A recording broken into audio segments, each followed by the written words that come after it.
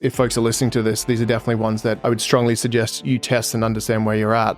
So ApoB, for example, is now considered the sort of gold standard on sorts of cholesterols that contribute to heart disease. It's a much more effective marker than a traditional cholesterol panel, and a very surprisingly high number of our members are elevated in ApoB. I actually was as well. So for me, my ApoB had been, above 120 and trending in the wrong direction, actually for the last 10 years, because I went back and looked at my physical results, which put me at elevated risk of heart attack. And I have a family history of heart disease. So all of the signs were there, but was not something I was ever really aware of as a risk factor until I started working with my Lifeforce doctor. There's another biomarker called hsCRP, which measures the amount of inflammation circulating throughout your whole body.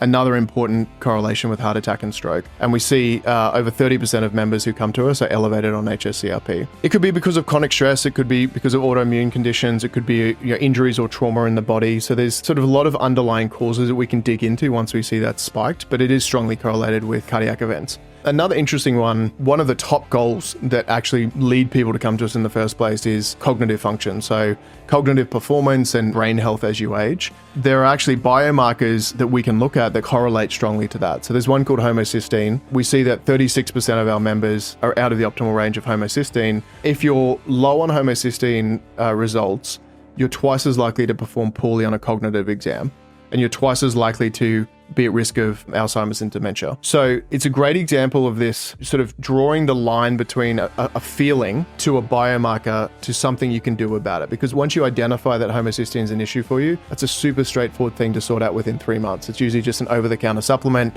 some lifestyle and diet changes, and it can get you in a much better place.